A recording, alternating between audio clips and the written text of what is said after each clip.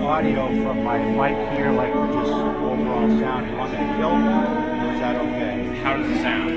Does it sound like there's two audios coming Well, through? it adds a little echo to it. I think they really like the ambiance. Yeah. Yeah. Kind of. We're going to do the podium and the presentation sound check next. Okay. If it sounds bad during that, then we'll probably cut it. Okay. Or at least turn it off. Maybe while they're talking, turning it on for music if that's convenient. Yep. You know, whatever works best. Sure.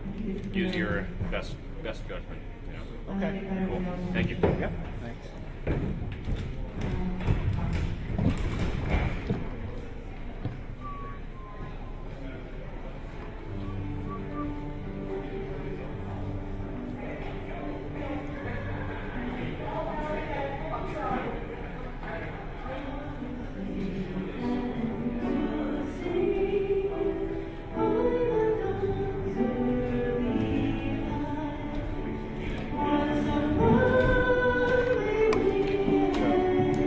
Yeah, Tom. Is your mom with a guitar? Yes, exactly. Yeah. And their mom is piano.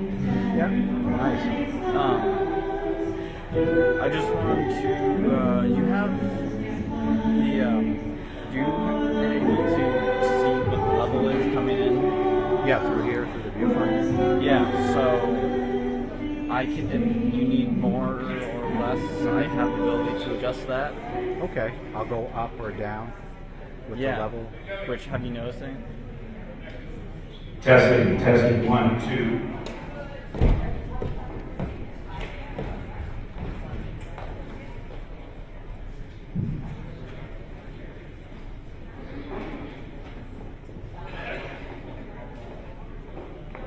Bob Minor, you're requesting to come in the auditorium.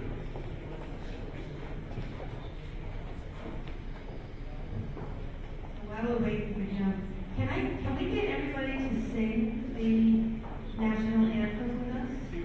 I hope that when we sing that, we can get, not right now, but during the service, I would like to have everybody sing. And the ones that are here now, if you sing, everybody else will sing. I won't have to know that, right?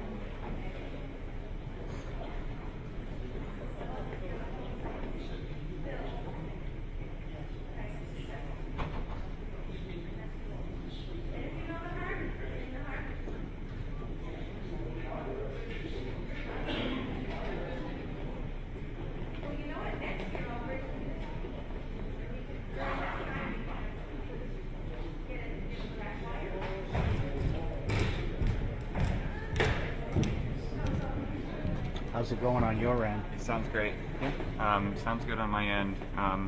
What I'm wondering is, so the stream is showing. Oh, yes. The Let me see if display I can there? get rid of that. Yeah. Yeah, we talked about that yesterday. Yep. It also sounds like I am picking up this mic, which Right. is. Bad or good?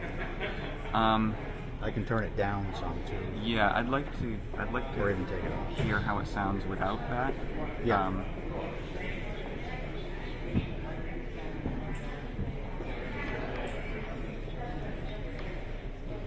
I don't know if I'm going to be able to get rid of all the stuff that's coming out on there unless you took it from maybe the monitor out.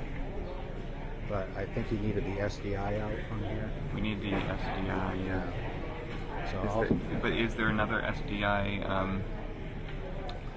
connector in the monitor outs?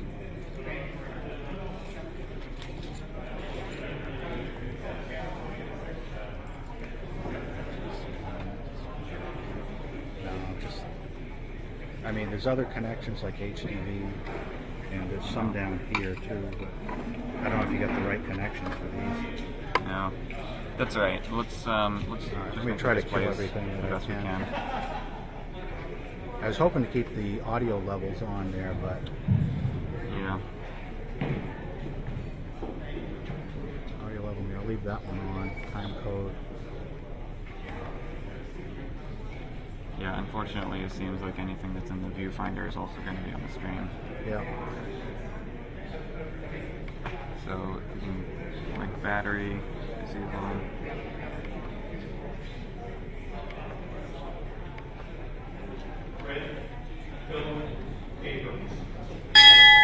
That should be everything except the audio level. Battery. Fred Philip Abrams. So, how's that? Philip Harcourt Delay. Allen. Yeah, so we're going to see exactly that, I think. Tillman Joseph Arsenault.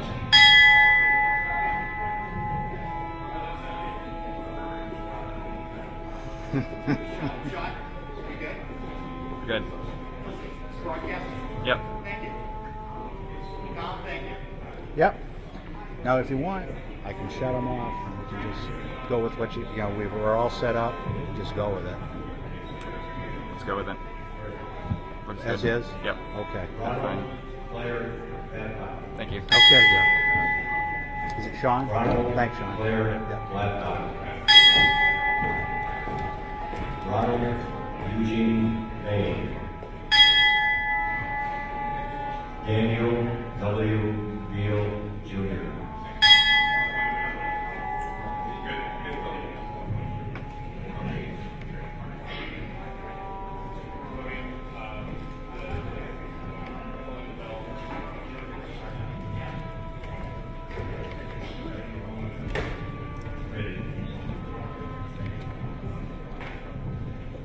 John Edward Bell.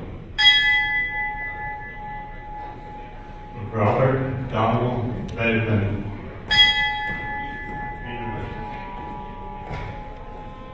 John Hillary Billings. Edgar Solomon Bobbitt.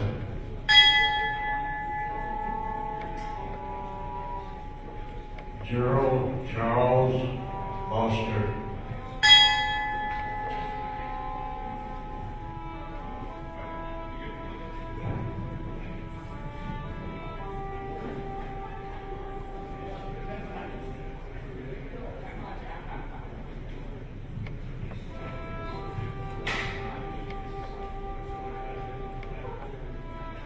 Okay. George Bracy.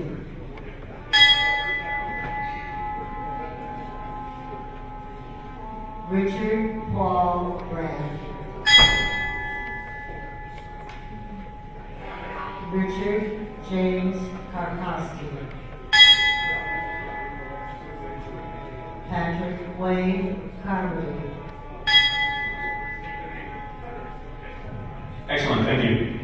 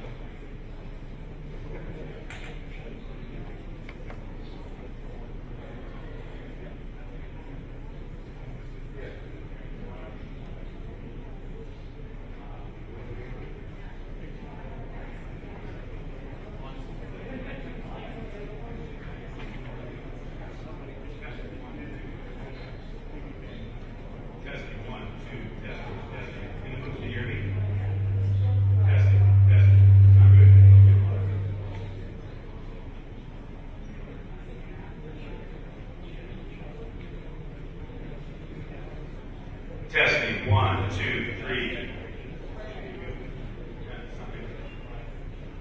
Tom, can you hear me? Manley? Sound good?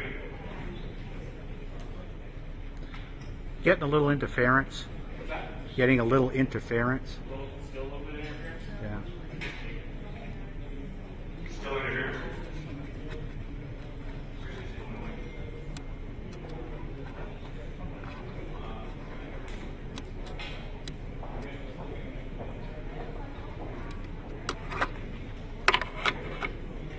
Tom, what kind of interference is it? Just echoing? It's gone. It's gone.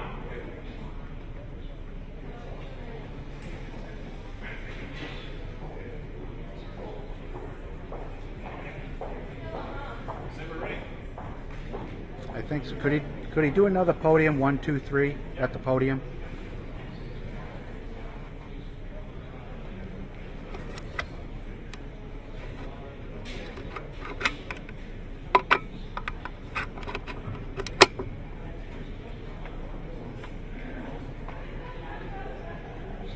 Podium, 1, 2, 3.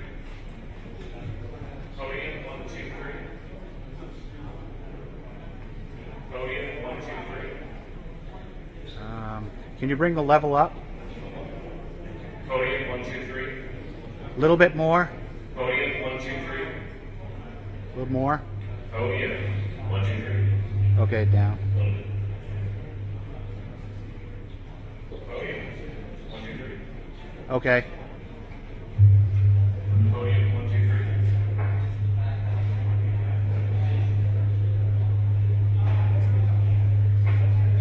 Like that. Podium, 1, 2,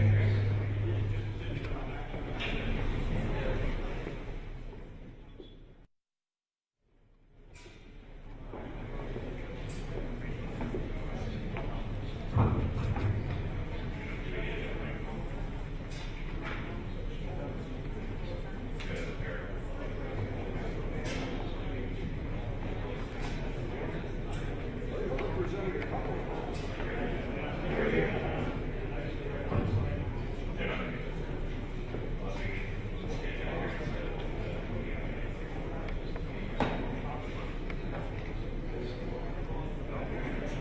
Podium, 1, 2, 3. Oh yeah. Yeah, then you said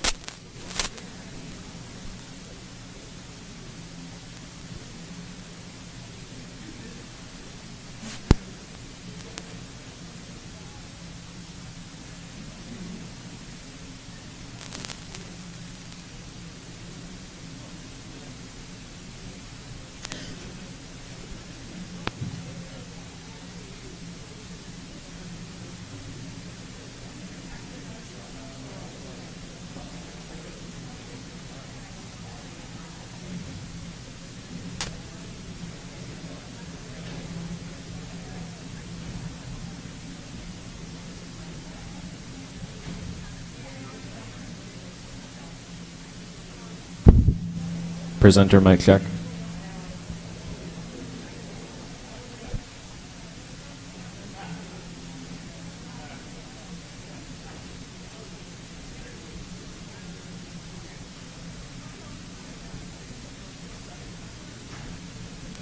Check.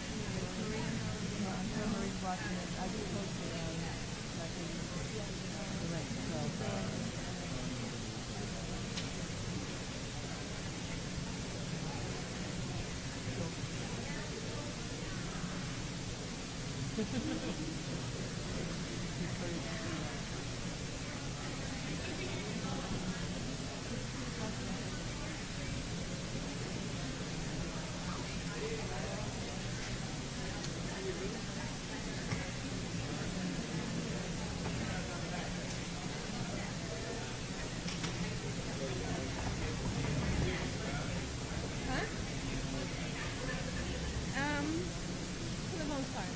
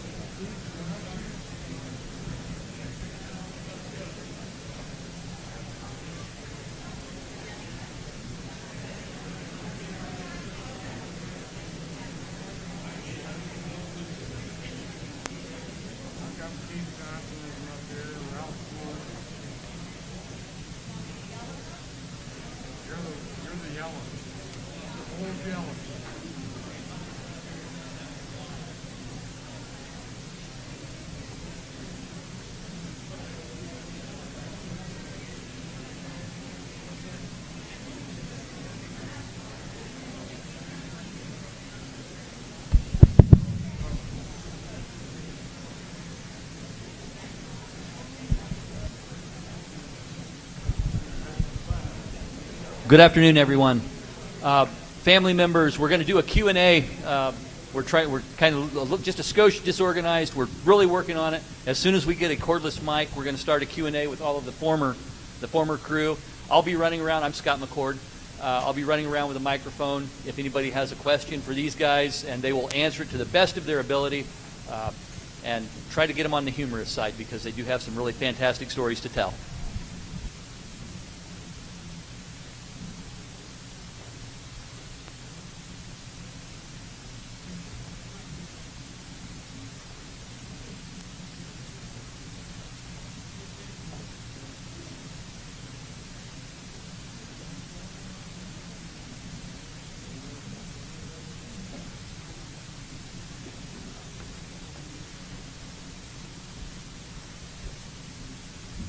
Hello? Check one.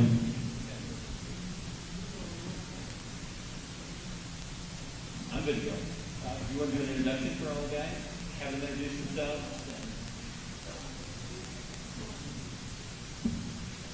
Courtney Wagner,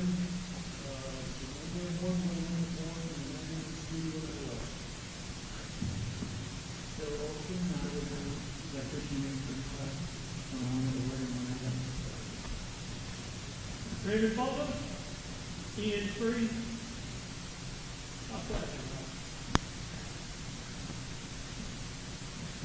I was going from pre-commission coalescing.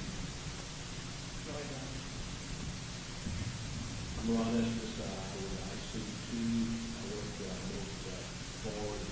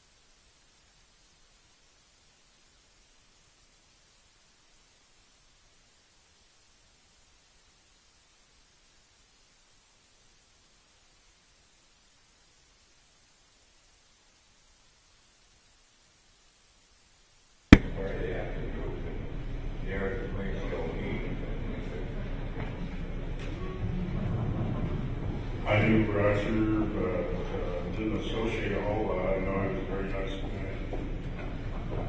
It's not the best audio, but so I didn't know he was a great guy.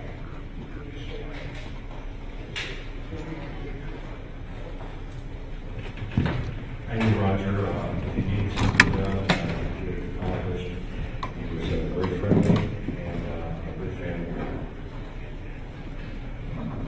I knew who Roger was, but as a 17-year-old looking up at this old, experienced sailor, I didn't have much interaction with him.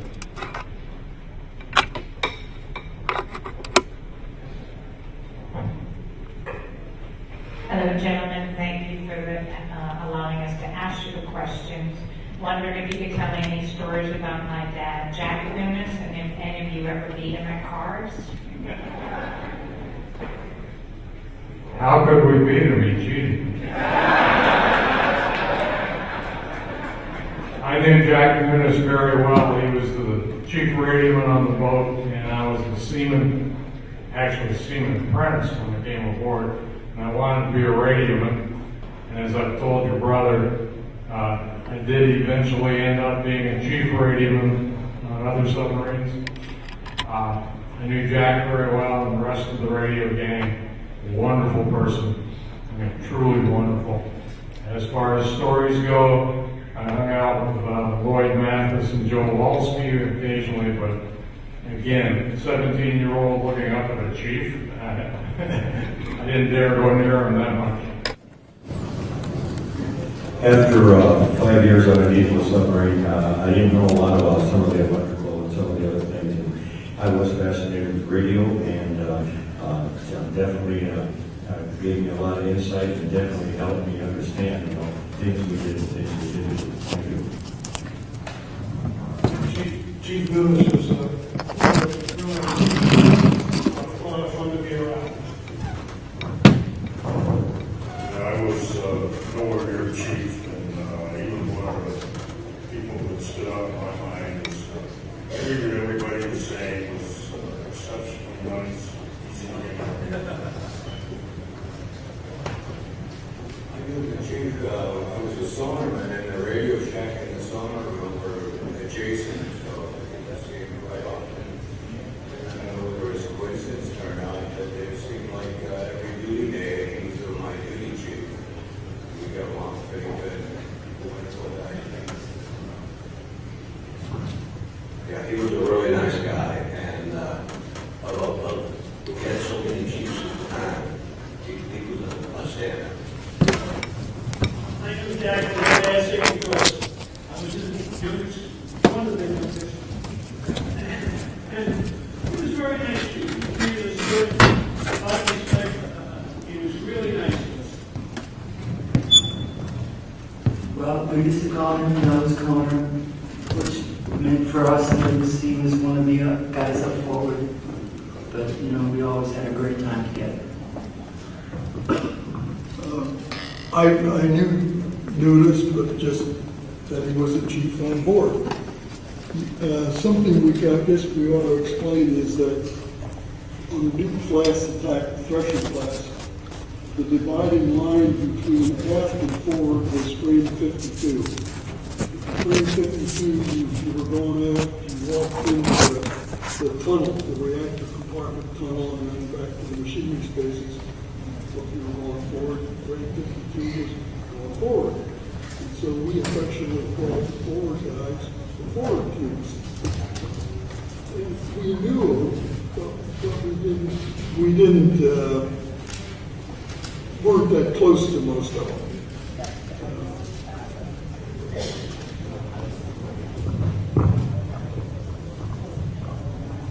Hi, my uncle Ronald Eugene Bain was an EM2, a young guy. He's one of 13 children, and he was the youngest brother, so he was the fun uncle. But I was wondering if you could tell me something that I could bring home to my dad. Bainey was a third class in the engine room, and I don't know how to put this, but it was an affectionate term, and we called him Butterball Bain. And as a matter of fact, when I made chief, my whites I gave my whites to Benny. What can I say? He was a terrific young man. The electricians called him Skybane, and because we used to accuse him of floating around a little bit. But he was an incredibly nice guy, and we had a lot of fun together several times with the window show. That's basically what I do remember. Again, we had that section of 52, and would meet him for chow, say hello, but that was about all the interaction we had. I don't have a whole lot to say about it, but I remember Buttermall fit real well. Same here, I just barely remember him. It's a matter of that frame 52 thing he had for you were connected to it, but he was a good guy. I think I said when I started I was an auxiliaryman, which is one of the mechanics up forward. But I was on my way to nuclear power school, so I got along with everybody, 4 and 352. And Ron was very nice, very helpful. I knew Maine, but not very well because he was in the engine room and I was up forward all the time. I knew who he was. I remember Ron from sharing a table with him several times in the mess hall. And I remember that the nickname that, Butterball. I remember him being on the boat, but I really had no interaction with him at all. Something about frame 52. Hi, thank you for all your service. My name is David Gunter, and my dad was Jack Gunter. He was quartermaster on the boat. If any of you have remembrances of that? Everybody remembers the quartermaster gang, especially if we were on board the boat in Fort Lauderdale. And some of his fellow quartermasters set us up, and even us young guys that weren't old enough to drink had to drink down there. For those of you who don't know it, well, it's getting away from Gunner, so let's get back to Gunner. He was, to me, he was a very stern person because he was a lot older than I was, and first class at the time. And yes, I do remember him, but I really didn't have a whole lot of interaction with him.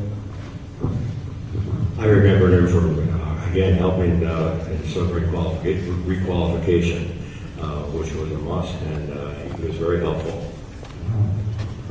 I spent a lot of time with Gunter in the control room. That's right. One of my jobs was driving the submarine most of the time. So I was around him quite a bit. He was really a great guy. I remember very well Gunner. He was one of 3 people on the boat that had their own stock cars.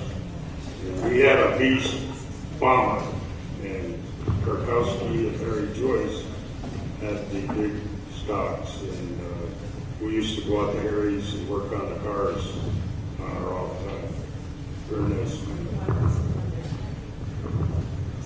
I remember Aaron very well. He was a very good friend. I guess I have to tell a secret now, in spite of maybe getting in trouble. When I left the boat to get out of the service, he gave me one of the ship's commissioning pens. And I still have it. And I'll never forget it. He was a wonderful guy. I didn't know him very well at all. I didn't have much interaction with him except for qualifications. It's pretty much the same for me. Me too. Jack was a terrific guy, though. Again, for qualification, nobody could have been more helpful than he was.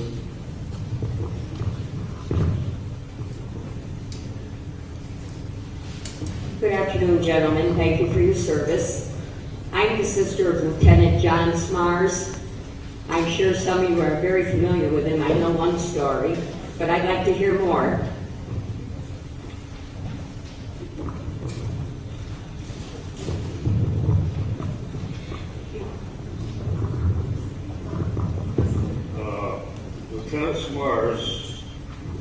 pinned my dolphins on me the day before I left to go to nuclear power school, so I remember very well. And he was a Mustang, came up to the ranks. So, yes, he was very nice. Mine Smart was my boss. He was a really nice, neat guy. I kind of fooled him one day. He was looking for get some fire extinguishers. I ordered him a fire truck, and they kind of fooled me with supply. He says, "We got your fire truck up here. Where are you going?" And he kind of went off the deep end. It was worth the effort. Nice gentleman. I remember that he developed a sense of humor as we went along. I remember John. He was one of the nicer officers. You could interact with him quite easily. He was a Mustanger, so he came up through the enlisted ranks and became an officer. And he understood what we were going through a lot more than a lot of the officers did.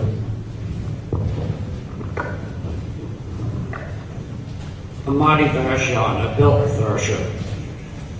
Had a lot of help to do it. I drove Harry Joyce's race car, and I also raced against Jack Gunter.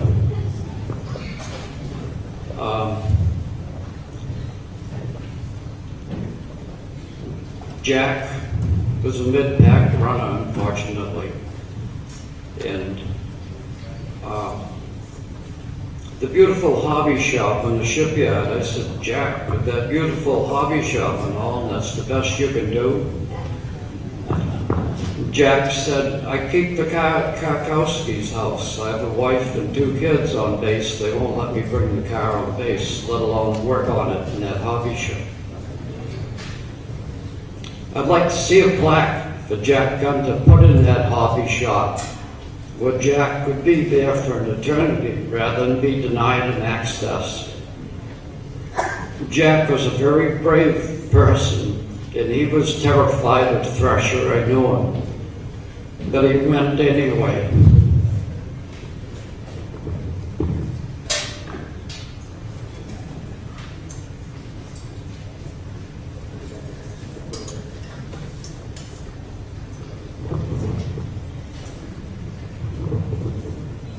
I knew Jack on the USS Spikefish back in 1956, and he signed my qualification card on that.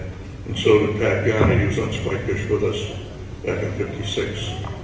And then I had helped commission the skipjack with Jim Schaefer and Lenny Hewitt.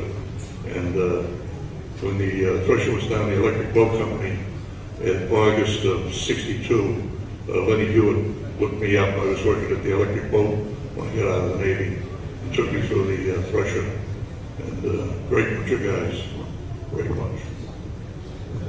Okay, we're getting really, really close on time here to get things started. I had one person ask me to ask you if you guys could each individually tell a very short story about your time, how you felt on Thresher and your time on Thresher. And obviously this could be, we're getting kind of in the depressed, I realize it's a memorial, but I know some of you have some funny stories.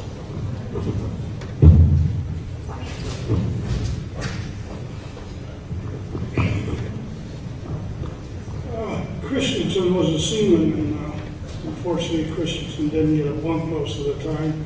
He was down the torpedo room. But he came back from Liberty one night, and we had an admiral on board riding us, and the admiral was given Christensen's boat, and Christensen came back in the middle of the night, quite well inebriated, and said, "Admiral," and he didn't say Admiral, he said, "Get out of my bunk." And the Admiral was really nice and didn't cause any grief. He went up, sat down in the wardroom until the captain came out and said, "What are you sitting here for?" He said, "I don't know, I had somebody throw me out of my bunk." So Christensen didn't stay in the bunk very long after that.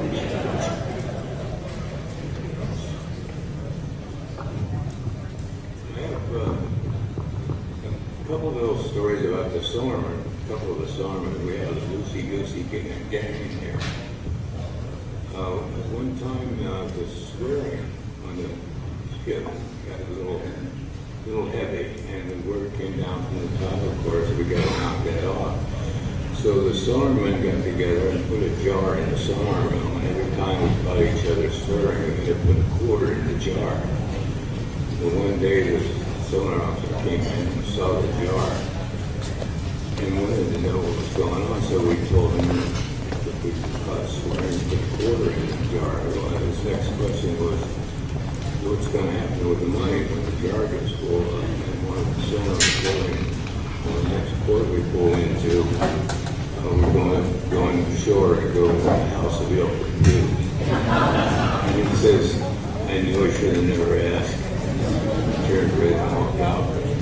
And another one of the sonarmen, I don't want to mention names, one morning I had the watch on the working barge, and I got a phone call from him, and he was in the jail. Him and his girlfriend were in jail, and he called the barge to see if he could get somebody to come over to the best man in the way. I guess all you can tell from some of the comments that have been made up here tonight, one of the things that really kept you going on the boat was to be able to find something or somebody you could tease. So that was part of survival on the boat. I'm not going to say it. No, I'm not saying anything. I'm going to pass on this one too. Okay, I got one for you. As far as being on Thresher, to me it was, of the 4 boats that I was on, it was the top submarine. Great crew, great wardroom, just Portsmouth's own. That's what she was. Designed and built up here. That's the way we looked at her. I want to tell you about something unique to Thresher. I don't even know if Permit had it or the follow boats. I know it was eliminated eventually. In the engine room, we had a number 3 sanitary tank. There was an individual tank which you blew to see when it got full, and there was a head that was back aft on the starboard side. It was all stainless steel. It was really meant to be a decon shower, so that if you got contaminated in the reactor compartment, you could come aft through the machinery space to the engine room, go back aft, go in there, and use that as a decon shower to shower off. It was never used for that purpose. It had a fold-up hopper in it, like the fold-up sinks, which were common to submarine heads. You did your thing in the sink, and then you flipped it up, and it dumped down in the same way with the head. It folded up and dumped down in number 3 sanitary. And of course there were valves to isolate those when you blew the sanitary tank to sea. One of the unique things with Thresher, and we did do a little modification on it, originally had a fan that blew air into the top, and we reversed that so it blew it out. What was the sense of bringing that hot air in from the engine room when you had, pull some air conditioned air in? Well, anyway, long story short, George Keysecker, there are many stories about George, and this was one of my favorites. He finally got, from the lower level, he finally got promoted, if you will, to be an upper level watchstander. And I was, what was I, MWS? And one day, George in a panic calls me. Wait, you gotta come back here. I said, what's the matter, George? He said, the head. What about the head? He said, I went to flip it up, and he said, some of it came out on the deck. And I said, okay, well, I said, in the corner back there, you'll see there's a little fluorescent light tube. I said, what you gotta do, and I have to stand up to show you this, I said, you just have to take that little old fluorescent light tube, and you got to stab the brown trout and shake them off into the hopper and dump it again. I said, I can't do that. I said, what do you mean you can't do that? Well, I got to tell you, back with WW2 when I was on a boat, and an expulsion head back in the after torpedo room, and the guy ahead of me didn't shut the valve, and when I kicked open the flapper to dump it, it blew back and hit me in the face. I can't do that. Okay, George, I stacked the brown trout and dumped them. We affectionately called that our $3,000 shit house.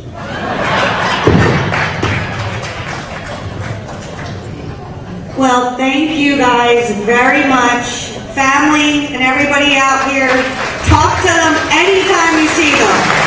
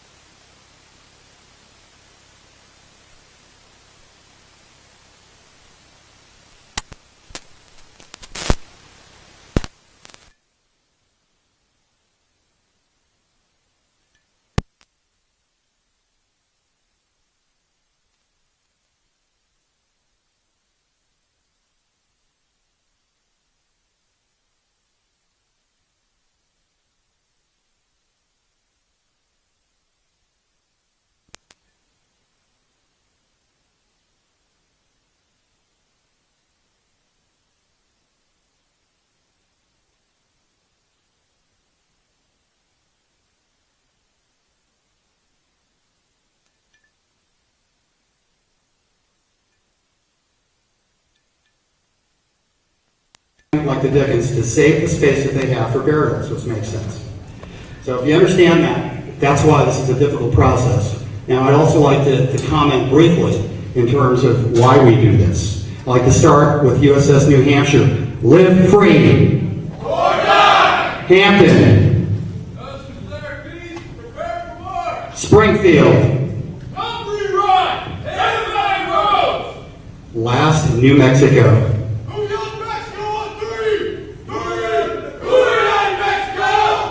They're horse from last night's sub ball. That's why we do this. Thank you. Thank you, Joe. The legacy of your loved ones is subset. We never want this to happen again. Next one.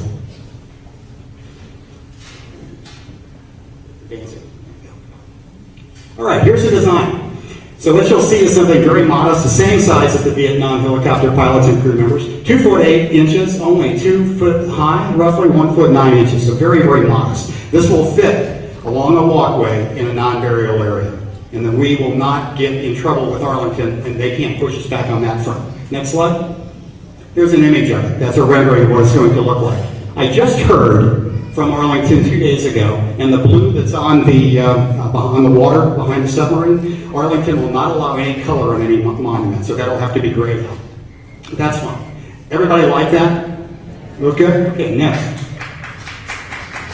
Thank you. So template letters, they're online at threshermemorial.org, and I have 2,000 out over in the corner there. Please pick some up, take them, and distribute them to your family and friends. Want to tell them about what you did? No? Okay. How many of you got? Got a couple hundred. So he's taken them all over the state of Indiana. We don't think there's anywhere he's missed so far. So fire departments, VFWs, where else? Legion halls, schools, to the governor as well. Right. That's what we need to do. So we need multiplier effect. So each one of you has connections.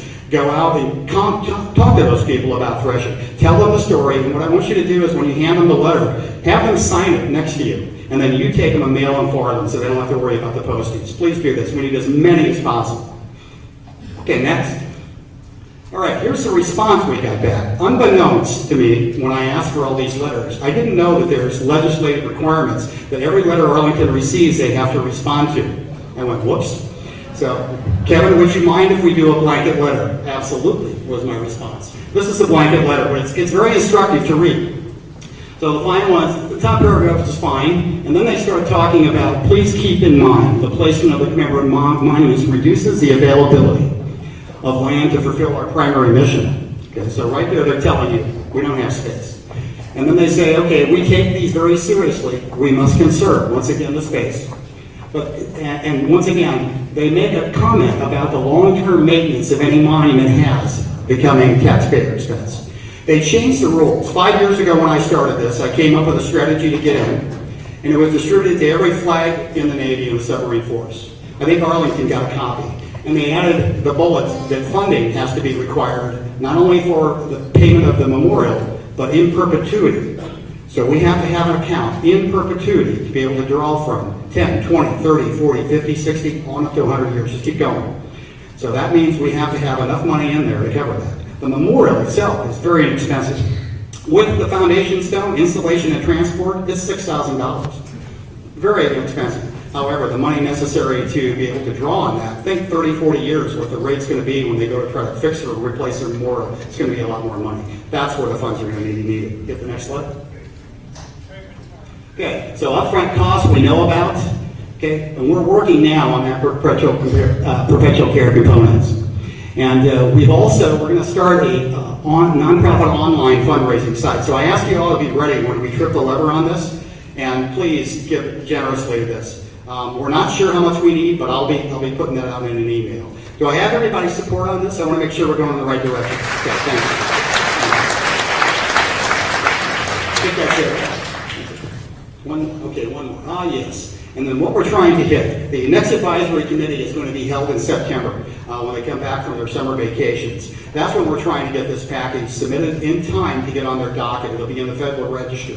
And we're allowed to present to them, and we're going to take them up on that. We'll have some people. I'd like not only board of directors members, but I'd like some representatives from former crew and family there as well, so we can press our point with them and make them sure they understand. But the key to this whole process is that I learned from the Vietnam helicopter pilots is that you want to establish your political base ahead of time.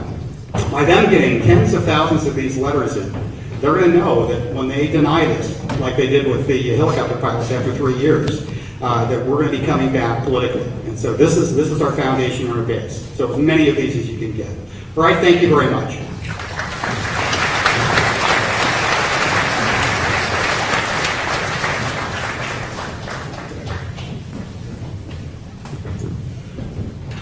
So, my name is Clark Rosali. I'm on the board of directors of Thresher Memorial in Arlington.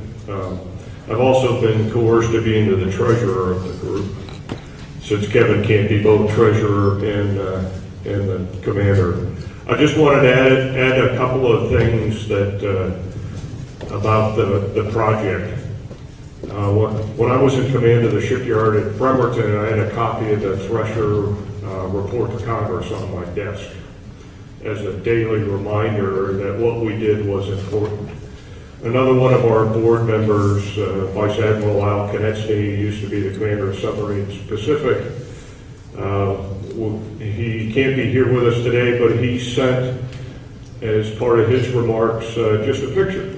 It's a picture of Thresher with a sailor in front of it saluting, and that's on the bulkhead, on the wall of the workspace in the company that he worked for after he retired from the Navy. So Thresher legacy is about the 129 people that perished. Thresher legacy is about the subsafe program.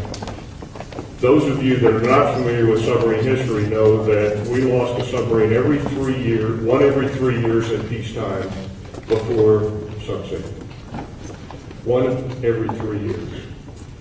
It's the rigors and exact requirements of subsafe, and you heard it with the cheers of the submariners that were out there. That has been the difference of why submarines are able to operate today.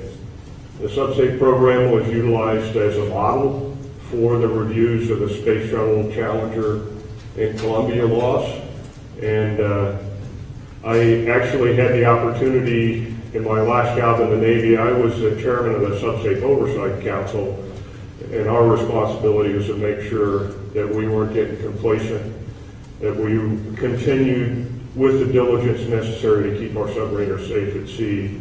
All of that, the legacy of the Thresher. That's why I'm so adamant that we need this at Arlington National Cemetery. Where else than the rest of the nation can see the sacrifice that was made of your loved ones. So are you with me? Thank you.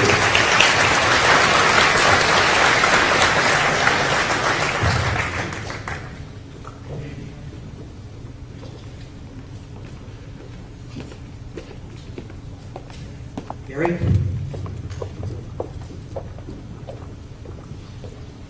Sailors, can I get some help removing some chairs? Gents, thanks.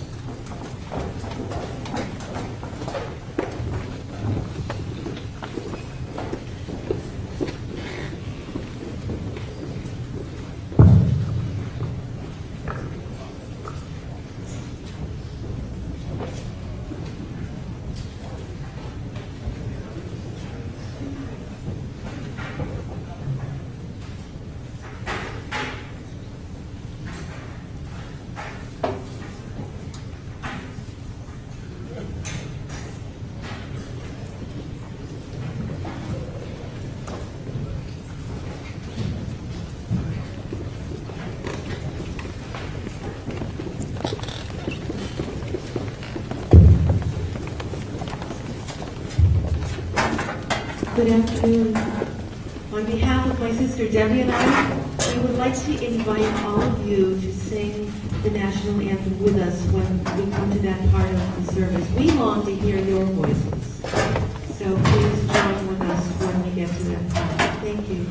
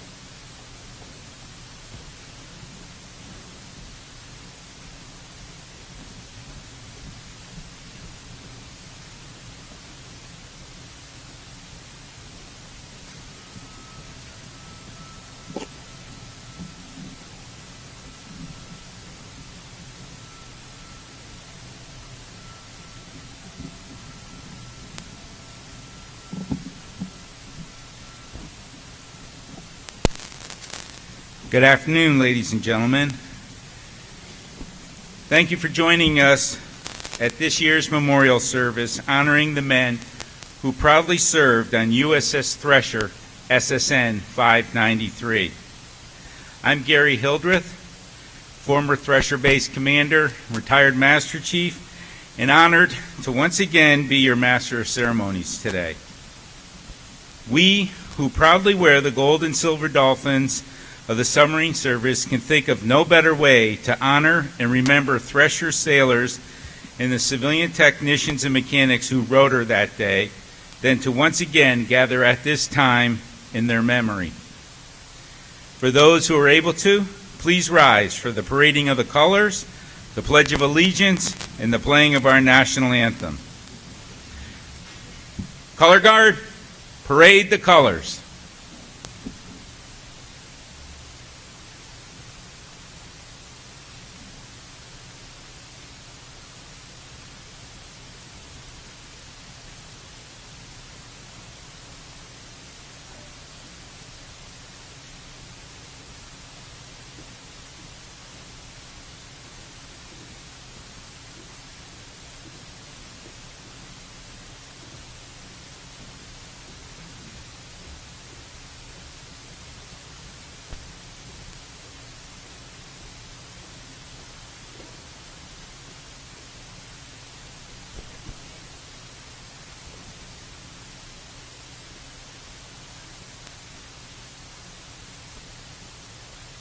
I pledge allegiance to the flag of the United States of America and to the republic for which it stands, one nation, under God, indivisible, with liberty and justice for all. Ladies and gentlemen, Ms. Deb Henderson and Ms. Lori Arsenault will now sing our national anthem.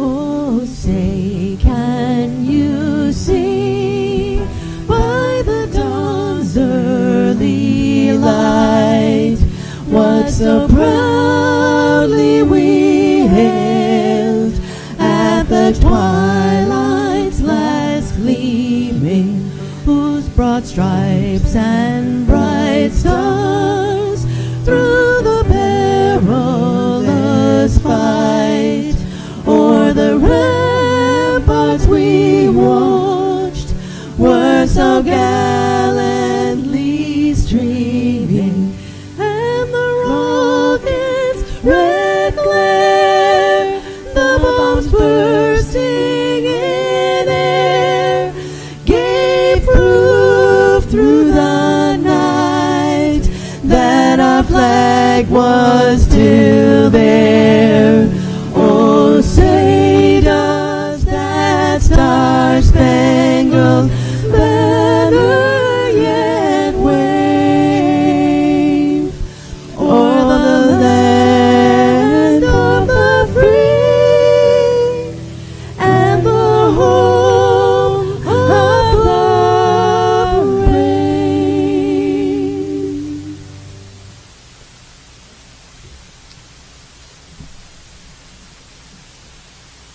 Color Guard, retire the colors.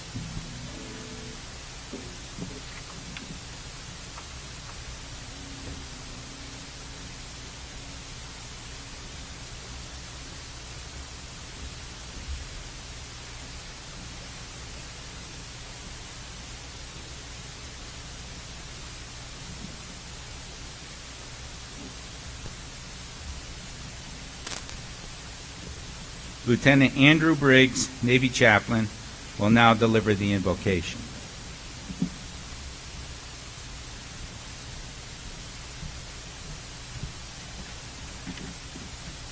Let us pray. Eternal Lord God, of the land and of the seas, and even under the seas, we acknowledge your sovereignty. We're grateful that you alone are God, we are not, and that we can know you and be known by you. And today, as we remember the tragedy of the Thresher and all 129 sailors on eternal patrol, we thank you for their lives. We thank you for their legacy. Legacy does not die, it changes face. It lives through each one of us because of what you've given to us in life. Bless each family member and friend gathered here today for this remembrance. Remind us all of the frailty of life and the importance of eternal life given through you. We ask this in your holy name. Amen. Amen. Please be seated.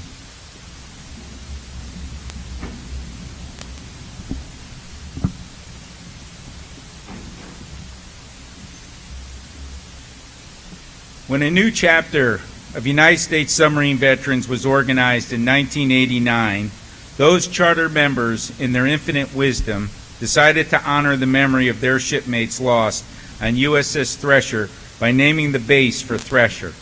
And as members of United States submarine veterans, we live by a creed that states, to perpetuate the memory of our shipmates who gave their lives in the pursuit of duties while serving their country, that their dedication, deeds, and supreme sacrifice be a constant source of motivation toward greater accomplishments. We pledge loyalty and patriotism to the United States of America and Constitution. First and foremost, I would like to welcome our honored guest today, Captain David Hunt, 85th Commander, Portsmouth Naval Shipyard. Thank you, sir, for your leadership and guidance at the Navy's finest naval shipyard. Your commitment to the workforce and the highest standards solidifies our purpose with this memorial service. Captain Ollie Lewis, Commodore, your distinguished service to your country and the United States Navy speaks clearly of your honor and dedication to the men and women who operate and maintain today's submarines. Thank you for accepting our invitation to be this afternoon's keynote speaker. Representing the Thresher families this year, Ms. Victoria Saladay and Mr. Mark Denola will be offering remarks. Victoria and Mark, your participation in this memorial service makes even more special for all of us. Thank you.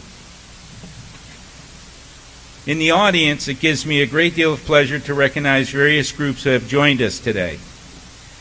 Family members of those who sailed on Thresher, former Thresher crew members, members of numerous submarine veterans and submarine veterans of World War II organizations, officers and crew of the submarines presently undergoing overhaul here at the shipyard, and I've also seen some who have come up from Groton who have been on submarines here at the shipyard just recently. So thank you for joining us today.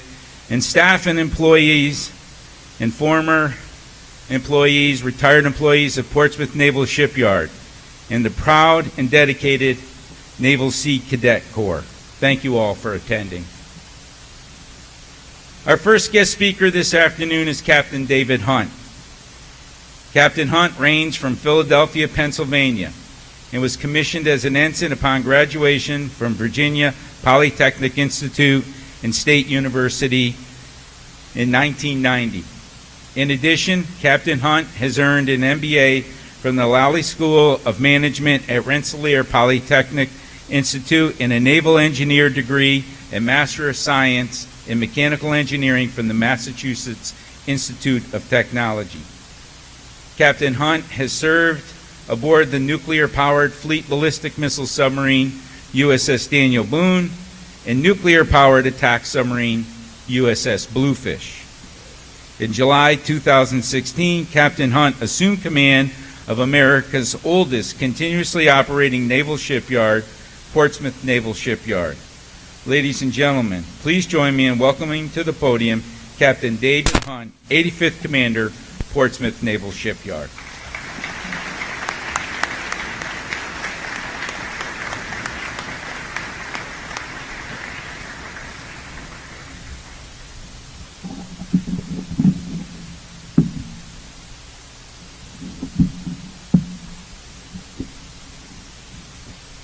Thresher families and former crew members, Captain Ollie Lewis, Thresher-based members, submarine veterans, shipmates, distinguished community leaders, ladies and gentlemen, good afternoon. I am honored to stand here before you and grateful that our submarine veterans have invited me to participate in this very special and touching memorial service. I am confident in assuring you that we have not forgotten the 129 heroes that sailed on USS Thresher that day in April 1963.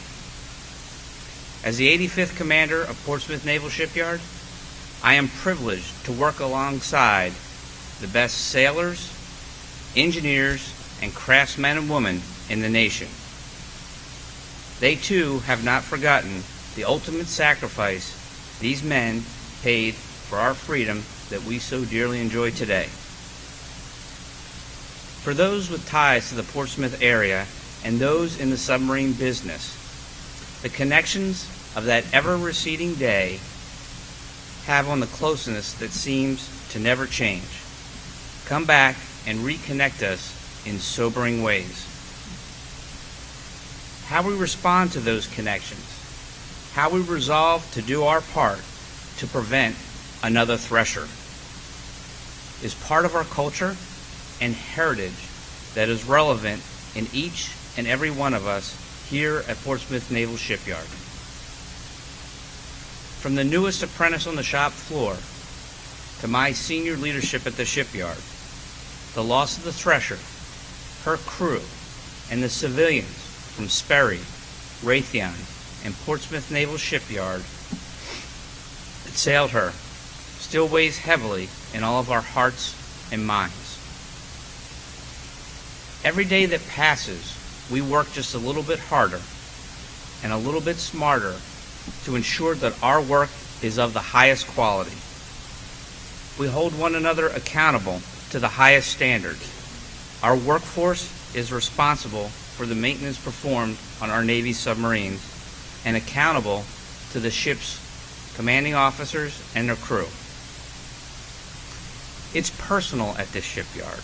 It's not just that the price of failure is too high, it's that the idea of failure is unacceptable. Our tradition of handing down trade experience from one generation to the next helps ensure the quality of our product today. It is the hallmark of excellence and the admiration of the fleet, a testimony to those who paid the ultimate sacrifice and to those who vowed never again. Thank you so much for attending today as we pay tribute to those American heroes.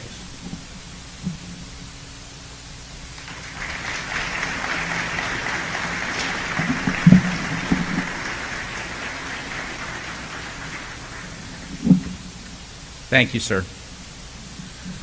Our next speaker is Thresher family member, Ms. Victoria Soliday, granddaughter of FT1 Charles Wiggins. Ladies and gentlemen, please join me in welcoming to the podium Ms. Victoria Soliday.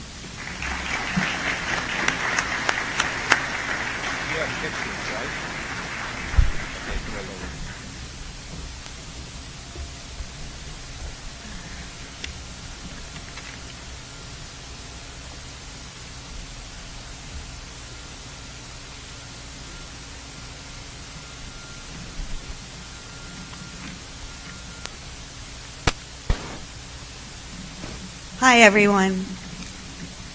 Today we are gathered in unity to honor the 129 brave men who were lost at sea on the USS Thresher, SSN 593, 55 years ago. We know the feelings of this specific kind of loss. Many of you not old enough to have memories of your father, a husband leaving for work and never returning home, being widowed with young children, losing the brother who was your best friend, losing your shipmate and knowing it could have been you. Not knowing why, how, seeking closure that may never come. We here today are fortunate to be surrounded by people who understand and are here to honor our loved ones. And today I would like to ask all of you to honor two other submarine families who are also dealing with this loss, our kind of loss. 50 years ago, on June 5th, 1968, the USS Scorpion, SSN 589, was declared lost with her crew of 99 after failing to surface on May 22nd. The cause of the sinking remains unknown. Francis Atwood Slattery, commanding officer. David Burton Stone, machinist mate, second class. Ronald James Voss, sonar technician, third class. These are just 3 of the brave men who never made it home from that journey. On November 15th, 2017, the Argentine submarine ARA San Juan disappeared off the coast of Argentina with her crew of 44. For many of you, this brought back those long ago days, 55 years ago, and what you went through. Seeing the pain and the anger and confusion of the families were expressing brought you right back to April 10th, 1963. What we are doing here today, gathering together, sharing the stories of those who are so dear to us, and passing on those stories to the next generation, is so important and so meaningful, and is the best way to honor these brave sailors and to ensure their sacrifices and lives are never forgotten. At this time, please let us have a moment of silence to honor the crews of the USS Scorpion, SSN 589, and the ARA San Juan S-42, and the families they have left behind.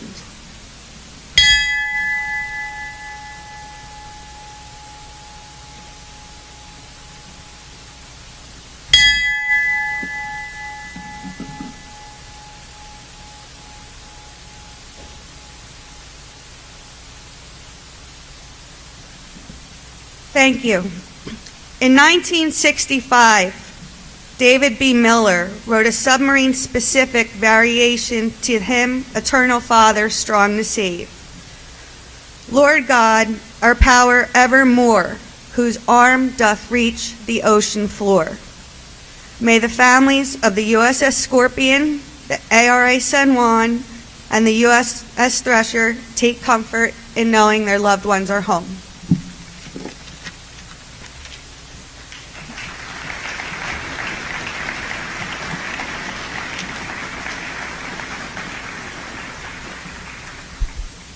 Thank you, Victoria. Thresher family member Mr. Mark Danola has graciously accepted our invitation to share a few of his personal thoughts today. Mark is the second of 5 children of Lieutenant Commander Michael John Danola and a graduate of the University of New Hampshire. Ladies and gentlemen, please join me in welcoming to the podium Mr. Mark Albert Danola.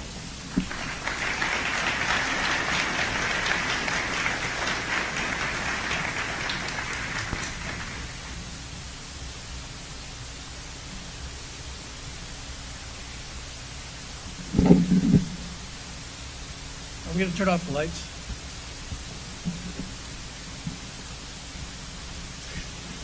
Good afternoon, families, friends, ladies and gentlemen, distinguished guests. I'm grateful for the opportunity to be with you today to share the uniquely American story of my father, Michael John Danola. Mike, as he was known, was a character with a spirit and lust for life that made a difference in the world. The passage of 55 years may have dimmed our collective memories and blurred our recollection of the valiant men of Thresher. However, I trust my deep dive into the Danola family archives will reveal just how alive and vibrant a man Mike was in life. Like the loss of the Thresher, photos used in this presentation are moments of life frozen in time. They have the power to move us, whether it's to laugh or to cry. The past is what made us who we are, and is always going to be part of us. These photographs of those precious little moments in time are basically all we have left of what used to be.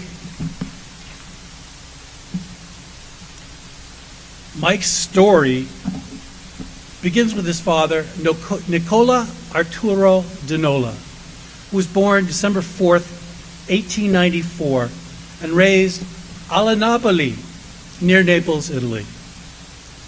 Nick fought in the First World War for the Italian army. He was taken prisoner on October 24th, 1917, in the Battle of Caporetto, the worst defeat suffered by the Italian army in World War I. He survived a brutal concentration camp imprisonment at the hands of the Austria-Hungary forces, where 100,000 of the 600,000 Italian prisoners died in captivity. After the war, Nick made his first trip to America, arriving at Ellis Island as a tailor in 1919. He returned to Italy, married Giovanna Laurentano, and returned to America with his bride in 1928, and started his family in a 5-story walk-up building on 325 West 25th Street in Manhattan, a short distance from the garment district where he was employed as a tailor. In 1968, on the 50th anniversary of the Italian victory of the Battle of Vittorio Veneto, which marked the end of World War I for the Italians, Nick, who had previously been decorated with the Medal and Cross of War for military valor, was awarded the Military Order of Vittorio Veneto, an order of Italian knighthood, and a small pension. Although he became an American citizen, living and working as a tailor and raising his family in New York City for over 50 years, Nick never really learned to bothered to learn the English language. Mike was born the firstborn son of Italian immigrants on October 12, 1929. Here he is pictured with his proud parents on the rooftop of their walk-up apartment with his younger sister Marie and his mother in his mother's arms. The Dinola family was becoming American and instilled in their family that with hard work and perseverance that they too could live the American dream. Mike is pictured here at his first communion and confirmation, along with childhood friend and fellow first-generation American Mario Diudo, known as Sonny, who went on to create the Baby Watson cheesecake brand and franchise. Mike grew up and attended St. Columbia Grammar School in Manhattan, where he was awarded the Mathematics Medal upon graduation in 1943. Mike's spirit is evident in these photos of him hamming it up at the pool. Mike's aptitude for math led him to attend one of the 3 specialized high schools operated by the New York City Department of Education. Brooklyn Technical High School specializes in science, technology, engineering, and mathematics, and is considered one of the most prestigious and selective high schools in America. This is Mike's yearbook picture when he graduated in 1947. His bio notes that he was enrolled in the architectural course, played intramural basketball, ran on the track team, and graduated on the math and college honor rolls. In addition to his architectural drafting assignments, he was skilled in still life drawing. After high school, he attended evening classes at New York University, where he studied accounting. He also became affiliated with the Naval Reserve Submarine Program at the Brooklyn Navy Yard at that time. Mike was a quartermaster seaman when he competed in the examination that won him an appointment to the Naval Academy. The DeNola family achieved the perfect Italian-American immigrant trifecta. Mike, the firstborn son, became a naval officer. His younger sister, Marie, became a nurse. And the youngest son, Leonard, became a Catholic priest.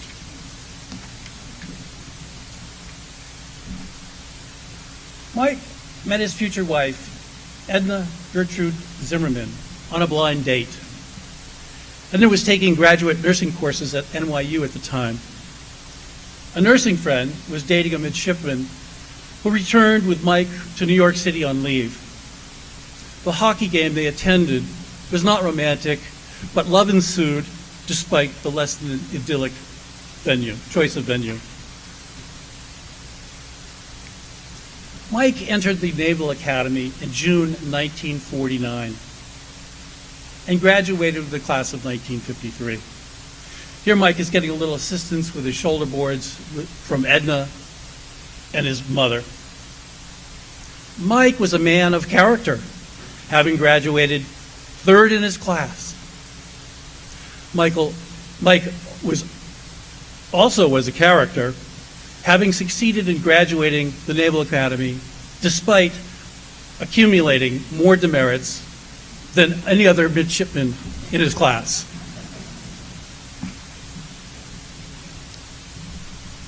Edna and Mike were married on November 28, 1963. Ensign DeNola's first sea duty was on the attack cargo ship USS Capricornus, aka 57.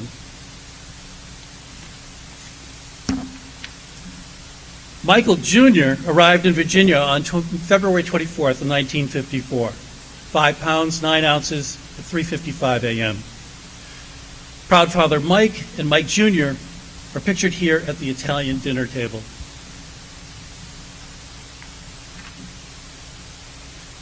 In 1954, Mike entered the Submarine School for Instruction in New London, Connecticut. Graduating as lieutenant junior grade, he was assigned to the USS Tyru, SS 416, in December 1954.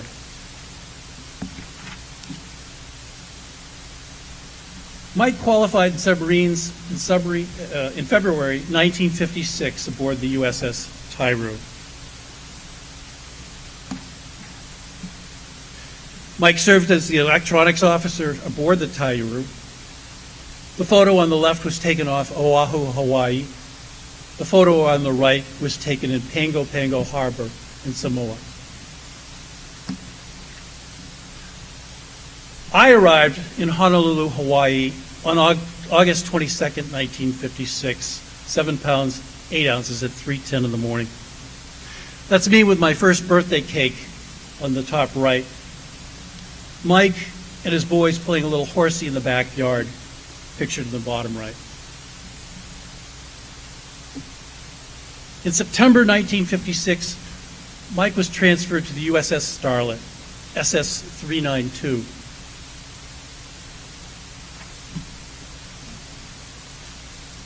Mike received the certificate from the commander of the Task Group 7.3 for participation in Operation Hardtack, a series of tests of atomic weapons and devices.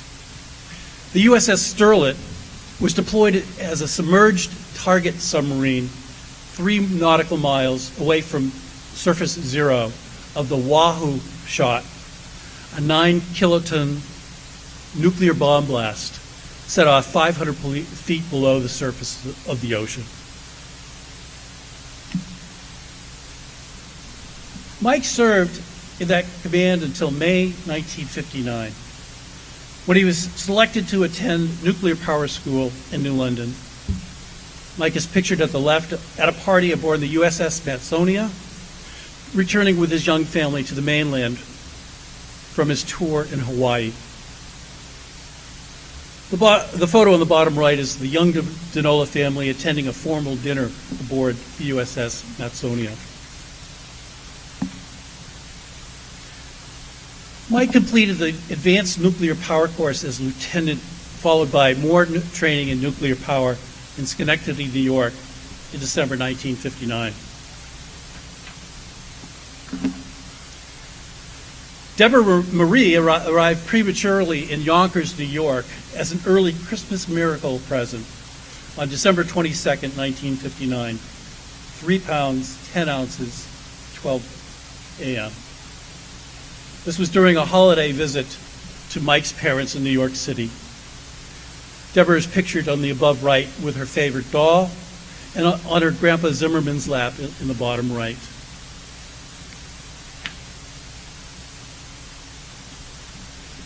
Mike qualified as chief operator in the S-3G land-based prototype submarine nuclear propulsion plant on May 23, 1960.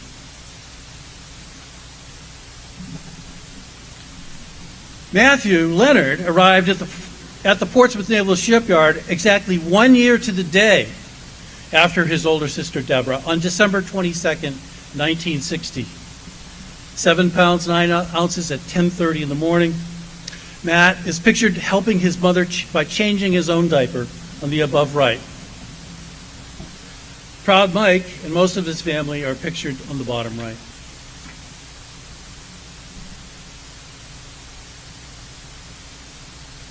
In February 1961, Mike was assigned to duty on the USS Thresher, SSN 593. At that time, he was a lieutenant commander, or during that time, he became lieutenant commander. Donna Edna arrived at the Portsmouth Naval Shipyard Hospital on May 19, 1962, 7 pounds at 5:50 a.m. As the baby of the family, Donna was less than 1 year old when the Thresher was lost.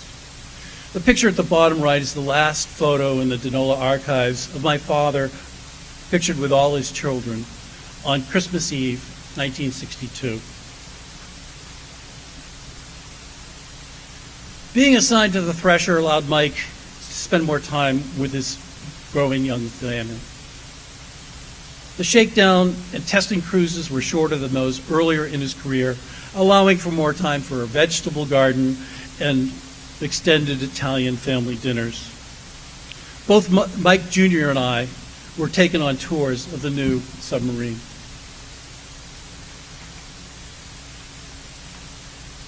Throughout his short life, Mike possessed a zest for life, love, and family. His positive outlook on life and obvious spirit are frozen in time in these photos, a life force that has made a difference in this world.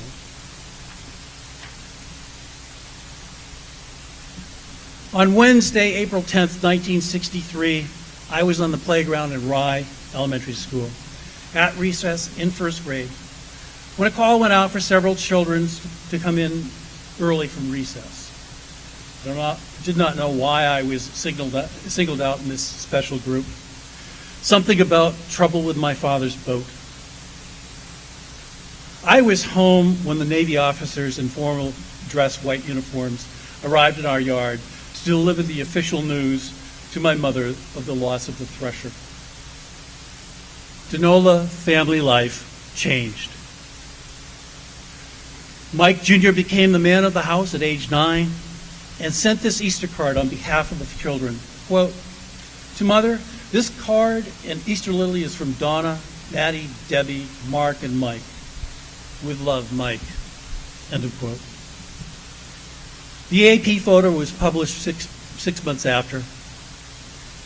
The Denolas had moved across the street to a cottage on 48 Cable Road, where Edna still resides today. And life went on. The 3 boys in custom-tailored Italian suits made by their grandfather, and everyone wearing their finest Easter hats. It takes a village to raise a child. A child does not grow up in a single home. 1960s Cable Road and Rye was a village of 70-plus children. A child's paradise with woods, fields, ponds, beaches, coastline, and harbors to explore. Parents kept a watchful eye on all of the members of the Cable Road gang. The gang's collective upbringing belonged to the community.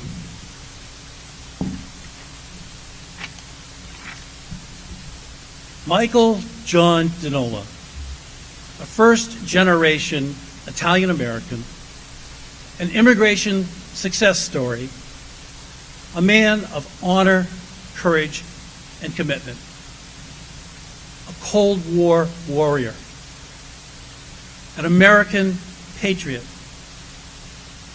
an American hero. A man who lived by the words of the great orator, humanist, freethinker, and the most famous American you never heard of, Robert Greene Ingersoll. Quote, "Happiness is the only good. The place to be happy is here. The time to be happy is now. The way to be happy is to make others so." Today, I'm happy and grateful for this opportunity to share this singular story about my father, one of the brave men of Thresher who has made a difference in this world. Thank you, and may God bless us.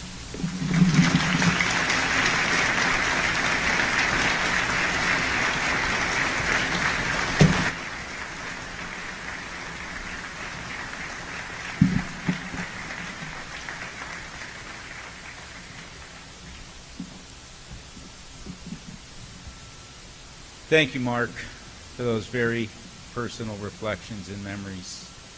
I know your father and all of those who were lost that day are still looking down at their families, and they're very proud of how heroically you all have carried on. Thank you. Our keynote speaker this afternoon is Captain Ollie Lewis.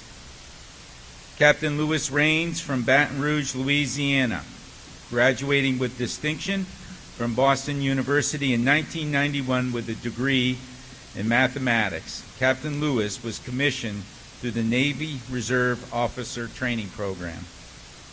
He has also earned a master's degree in the engineering management from Catholic University of America. At sea, Captain Lewis has served aboard nuclear-powered attack submarines USS Montpelier, USS Pittsburgh, USS Newport News, and commanded USS San Juan. He now serves as the first Commodore of Submarine Squadron 12 in Groton, Connecticut. Ladies and gentlemen, please join me in welcoming to the podium Commodore Ollie Lewis, Commander, Submarine Squadron 12.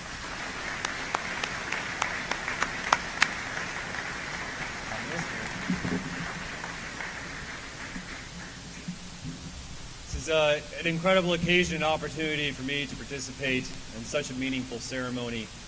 I know how much it must mean to the families that are here. I hope you can see what it means to us as the current members of the submarine force, as the legacy that Thresher serves. Sharing the story of your father brings home how much we have in common with him and how much we're able to understand what it means to you for what his service was. Thank you. Truly is a solemn occasion for us to recognize and show our deepest respect for the 129 lost, as we've just heard of one, all those who went with them together to the fate sailing on board Thresher. We sincerely regret that they're not here with us today, telling sea stories, hugging loved ones, enjoying their time as grandfathers and great uncles. Their loss was a loss to the nation, to the submarine Navy, but most of all to the families. The officers and crew, they each raised their hand. They swore the oath to the Constitution to protect and defend our nation against all enemies.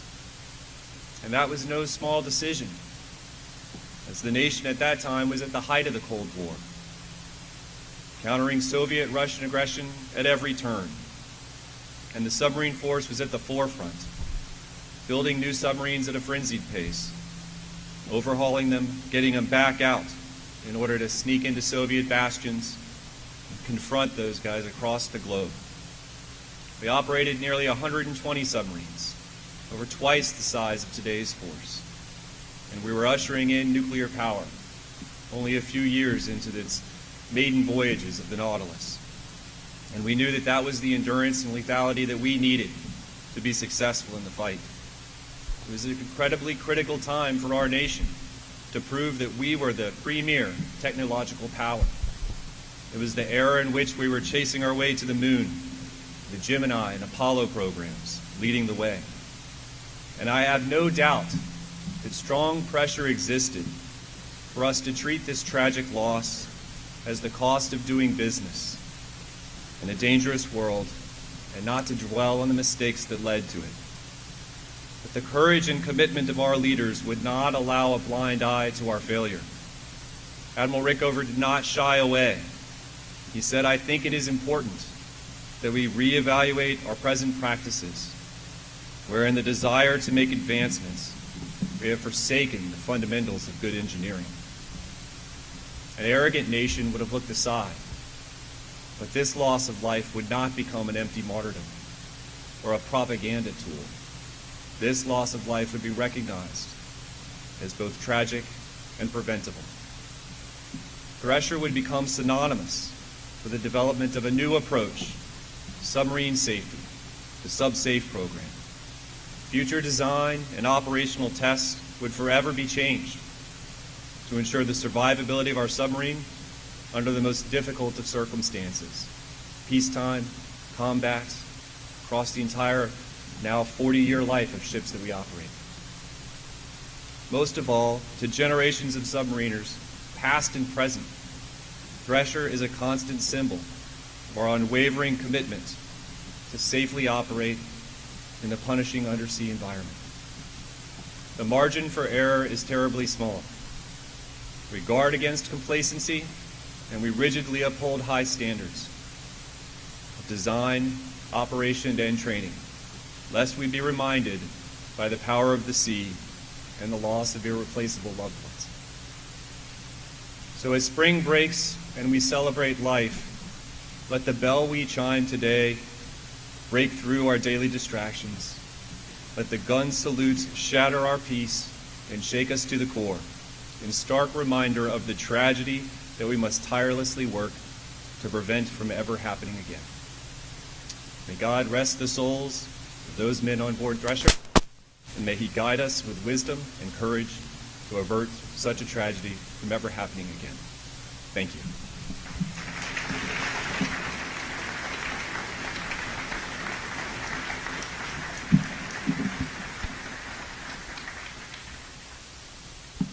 Thank you, sir.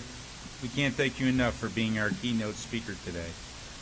I also like to thank your wife, Mrs. Lewis, for joining us today. All of us who serve in the military or continue to serve in the military know the importance of family and the service they provide to this country, too. Thank you. Always gracing our service with their beautiful voices and musical talent, it just wouldn't be the same without Lori and Deb's rendition of the Navy hymn. Ladies and gentlemen, once again, please welcome Miss Lori Arsenal and Miss Deb Henderson, daughters of Chief Engineman Tillman J. Arsenal.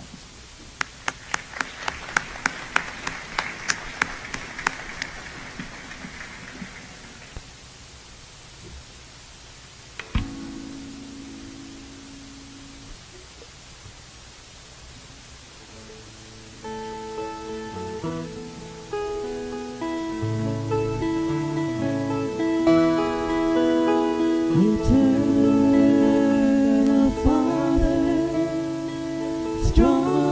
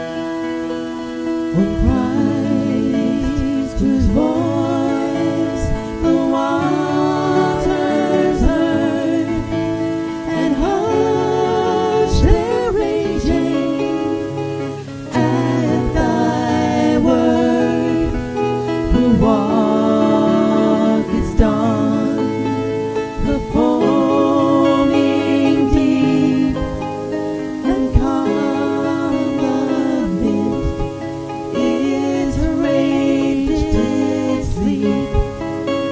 Oh, hear us when we cry to thee, for those in peril on the sea.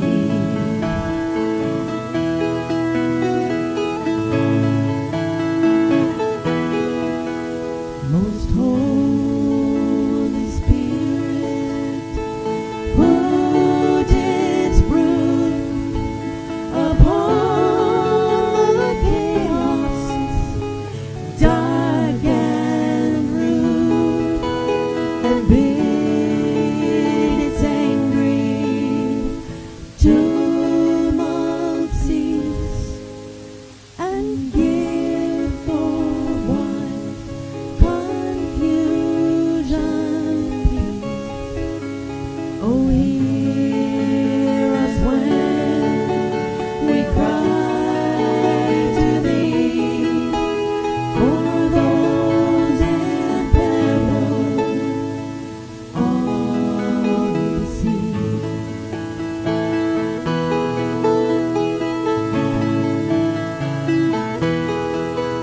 Lord, guard and guide all those who fly, and those who on the ocean ply. Be with our troops upon the land, and all who for their country stand. Be with these guardians day and night, and may their trust be in thy mind.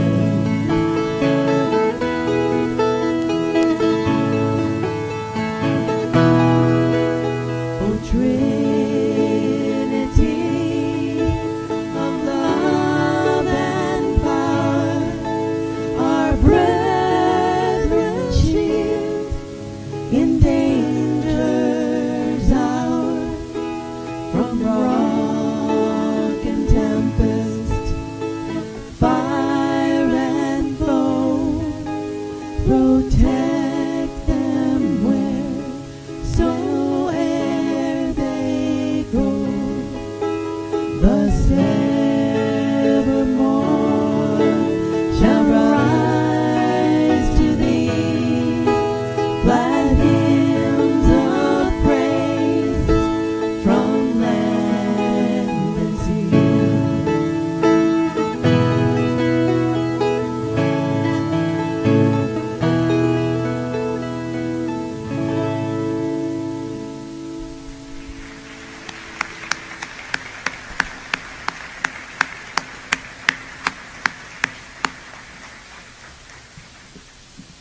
I think we would all agree there's no better rendition of that song. Thank you, Lori and Deb.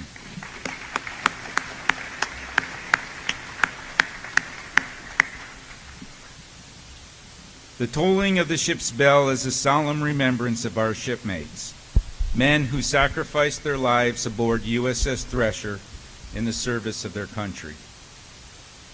John F. Kennedy once said, "A nation reveals itself not only by the men it produces, but also by the men it honors and the men it remembers."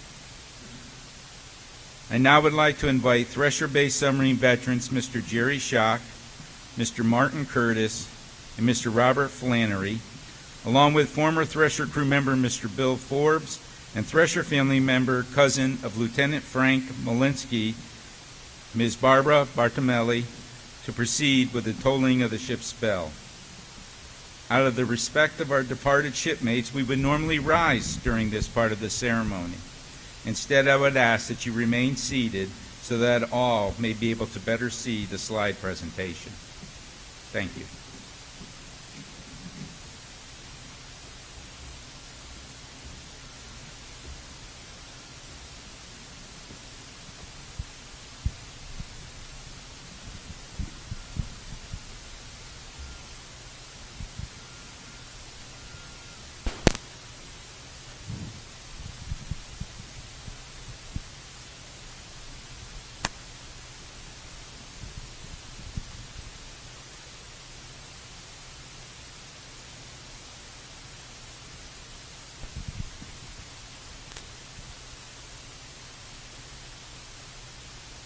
Fred Philip Abrams.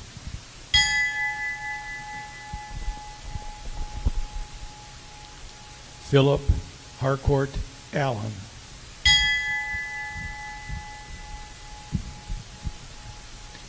Tillman Joseph Arsenault.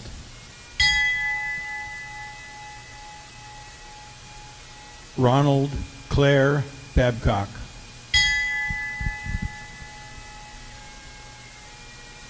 Ronald Eugene Bain.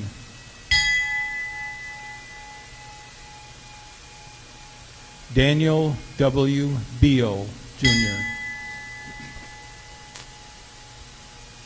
John Edward Bell. Robert Donald Biederman. John Hillary Billings. Edgar Solon Bobbitt.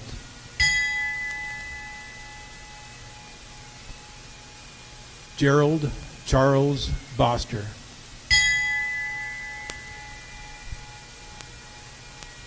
George Bracey.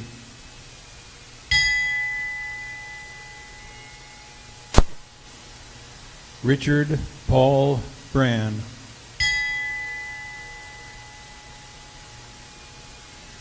Richard James Karkowski.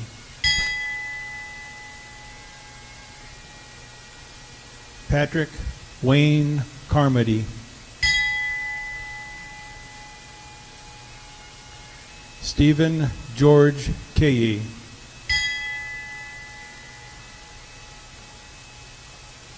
Robert E. Sharon.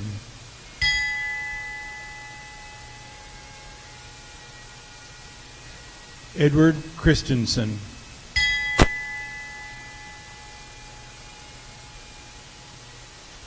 Larry William Clausen.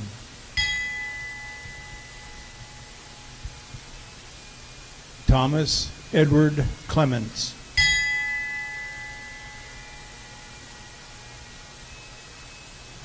Merrill Francis Collier.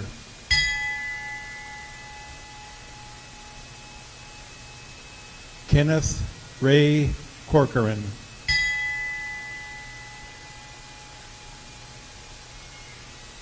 Kenneth James Critchley.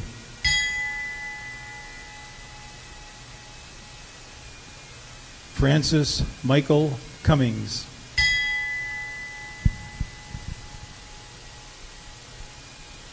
Paul Chevalier Courier.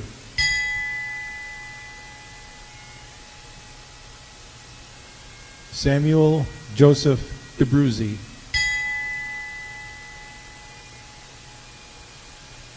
Clyde Elcott Davison III.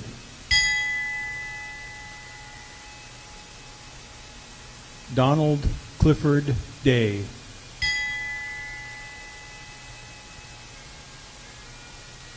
Roy Overton Denny, Jr.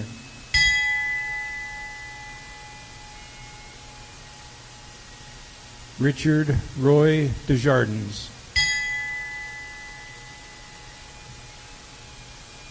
Peter Joseph DeBella.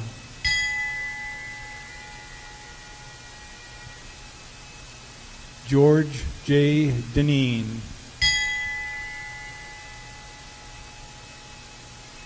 Michael John Denola.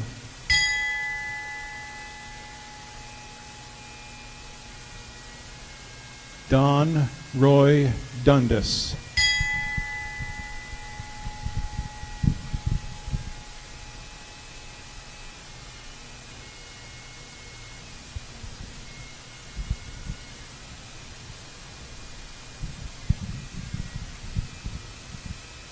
Troy Earl Dyer. Richard K. Fisher. Elwood Henry Forney.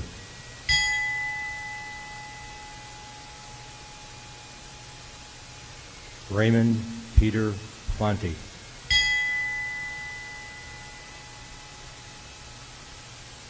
Larry Wayne Freeman.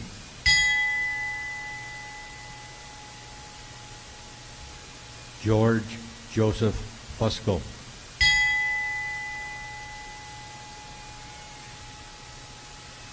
Joseph Andrew Gallant Jr.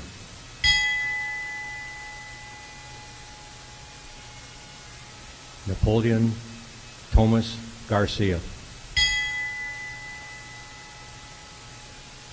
John Edmund Garner.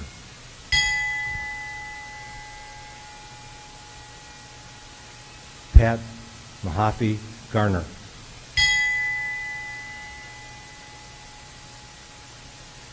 Robert William Gaynor.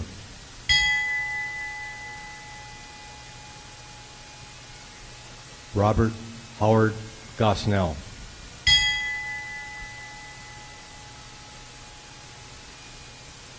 John Gilbert Grafton.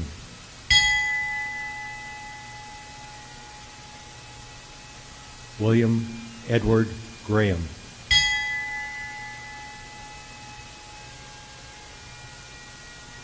Paul Alfred Guriak.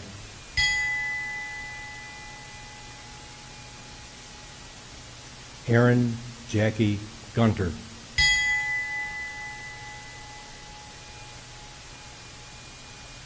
Richard Charles Hall.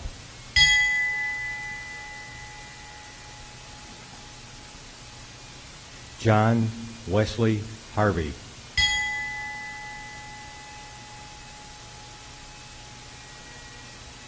Norman Theodore Hayes.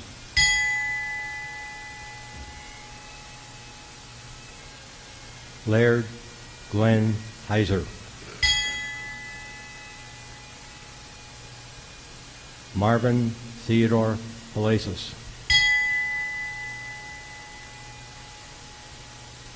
James John Henry Jr. Leonard Hogan Togeller Heward.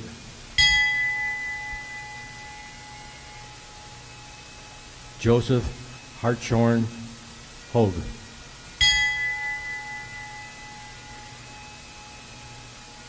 James Porter Hodge.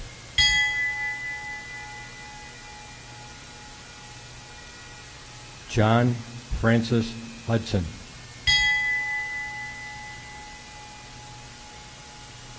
John Penfield Inglis.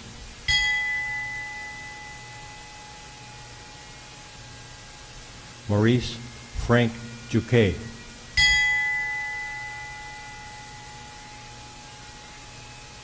Bronner Garth Johnson.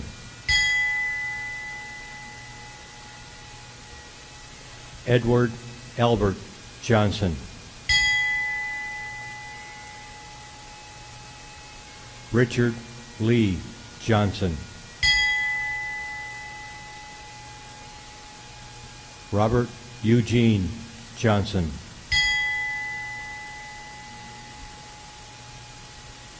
Thomas Benjamin Johnson. Richard Williams Jones.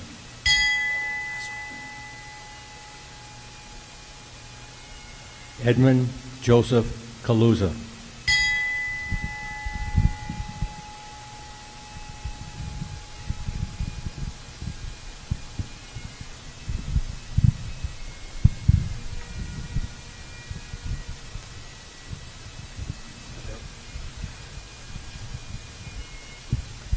Thomas Charles Kantz. Robert Dennis Kearney.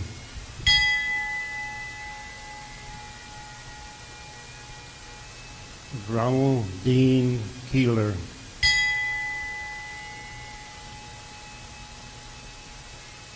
George John Kisecker.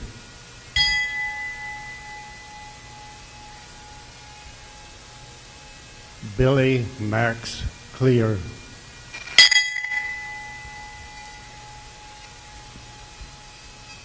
Robert Lee Craig.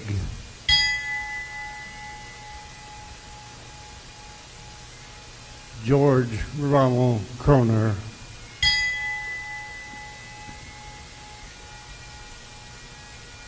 Donald William Kuster.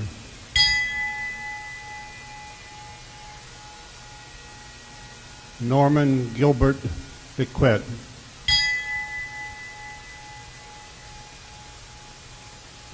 Wayne Wilford Lavoie.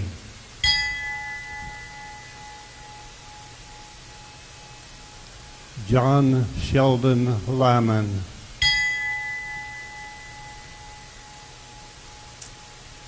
Templeman Norwood Marbury. Frank John Belinsky.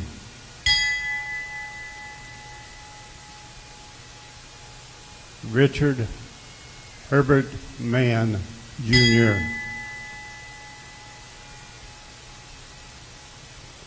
Julius Francis Morello, Jr.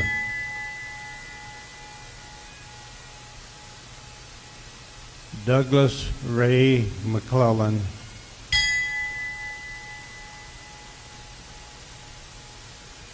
Donald James McCord.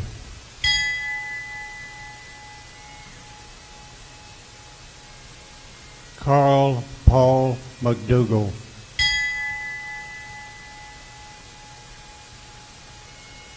Sidney Lynn Middleton.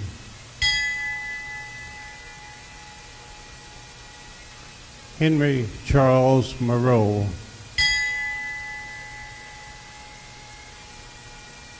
Ronald Arthur Muse.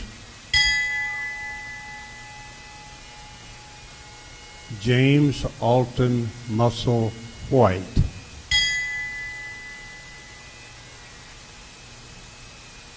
Donald Emery Nault.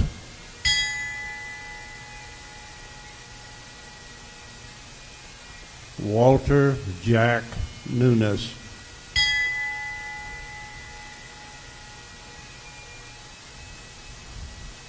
John Daniel Norris. Chesley Charles Oding.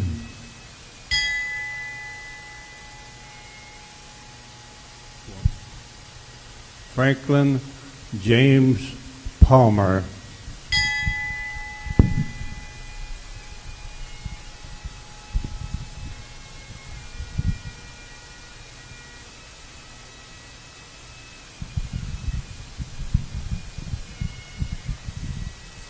Guy Carrington Parsons, Jr.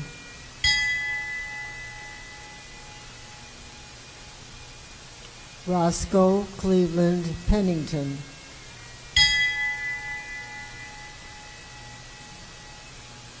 James Len Peters.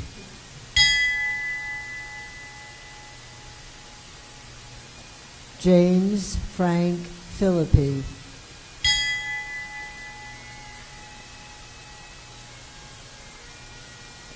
Daniel Andrew Philpott.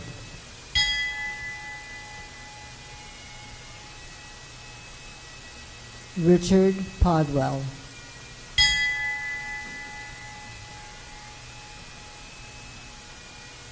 Robert Dan Prescott.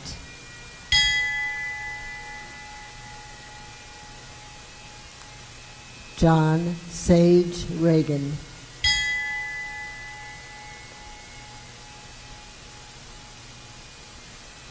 James Patrick Ritchie.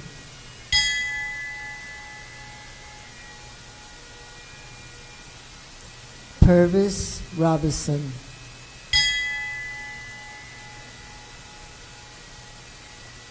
Glenn Alva Roundtree.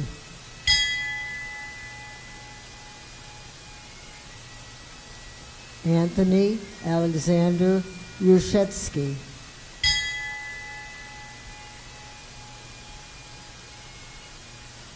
James Michael Shiwi.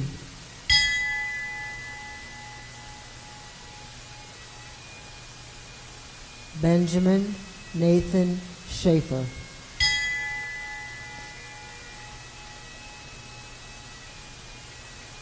John Davis Schaefer.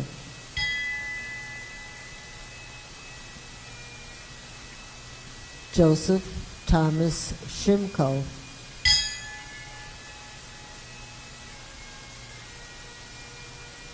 Burnett Michael Shotwell.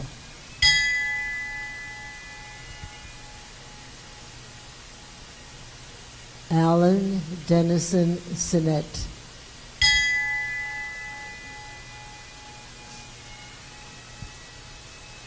John Smars Jr.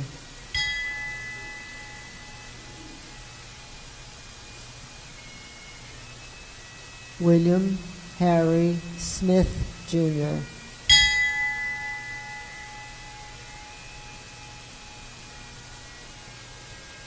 James Leonard Snyder.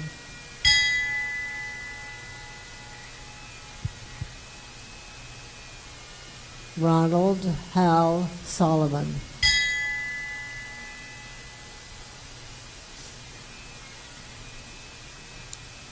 Donald T. Stadmuller.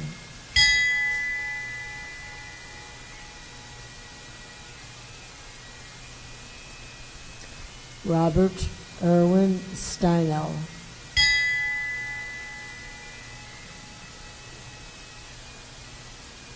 Roger Edwin Van Pelt.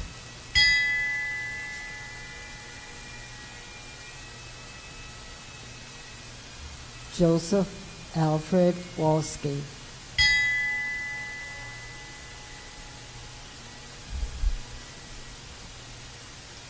David Allen Wassel.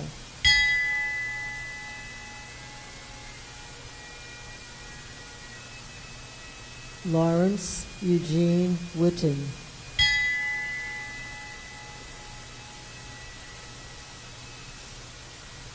Charles Lewis Wiggins.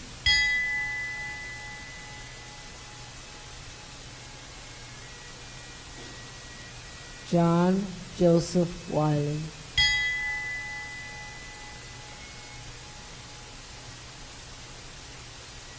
Donald Edward Wise.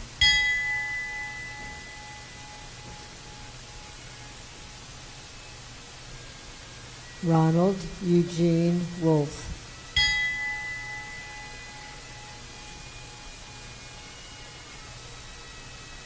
J. Henry Zweifel.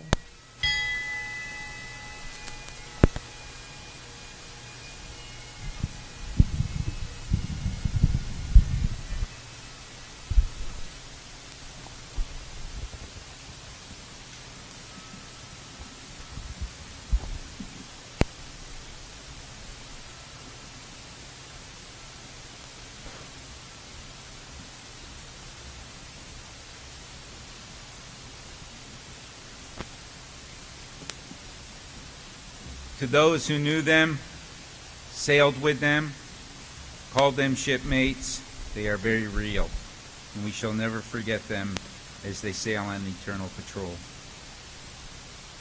On behalf of Thresher Base, I'd like to thank those who have made today's program possible. Captain Ollie Lewis, Captain David Hunt, Victoria and Mark, your sincere words and fond memories touched us all. Thank you. Lori and Deb, and your family that support us as always, thank you for your continued support of this service. The Portsmouth Naval Shipyard Color Guard and Honor Guard, along with our Naval Sea Cadet Corps. Our bugler this afternoon, former shipmate of mine, Mr. George Stevens. Don't let the Army uniform fool you. He's sporting dolphins. And there's not too many, if any, soldiers who can say they have earned their dolphins. And finally, to our pipers, Patrick and Tom, thank you for your dedicated service. A service like this just doesn't happen. It takes a lot of hard work and determination to overcome the daily challenges one encounters when trying to organize an event of this magnitude. None have worked harder than Kevin and Robin Gallias. Without their commitment to our Thresher families and the men who sailed on board Thresher, this service would not be possible. Thank you again for your unfailing dedication over the many years in perpetuating the memories of these American heroes.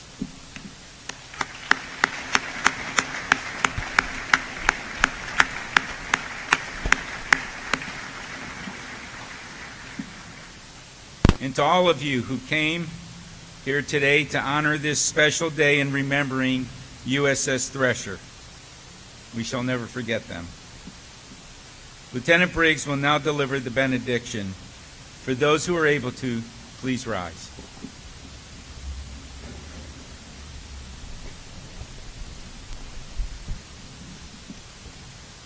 Let us pray. Gracious Heavenly Father, as we go from this place, as we conclude, remind us that we do not go from your presence. Remind us of the closeness that we are to these men, that death has no final victory, that there is hope for those that believe upon your name, that to be gone from this place is to be present with you.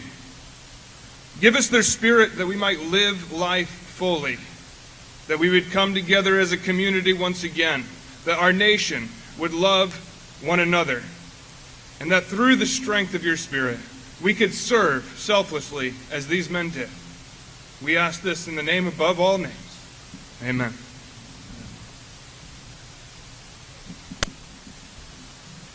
At this time, I would ask that we adjourn to the waterfront for the wreath ceremony. Thank you all again for attending, and have a safe and memorable day.